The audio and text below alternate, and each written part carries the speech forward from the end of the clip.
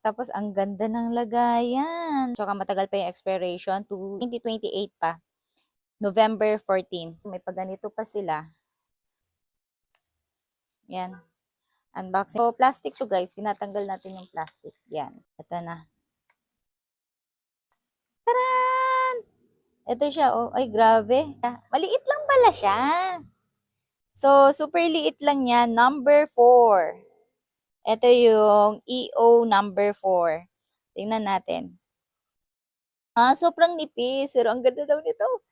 Ayan, tingnan natin. Ganito siya. Gaano kahaba? Alam mo, natatakot ako masyadong pahabain to. So anyways, hanggang dito lang muna natin pahabain. Kasi pag pinahaba ko, baka hindi bumalik. Super nipis niya lang. Ganda ng brush niya, sobrang lambot. So, uy, ang ganda. Kulay agad. Parang lapis lang. Nice. Ito yung number 4. Number 4 yan. Happy. Next, open naman natin tong isa. Uy, napaka-OA ng packaging nila ha. Mura ko lang to. Buy one, take one na siya. Ang mura ko lang to nabili. Sale kasi nung binili ko, 60 plus to. Sobrang mura ko lang nabili. So, number, yun, EO5. Tingnan natin kung anong kulay nito.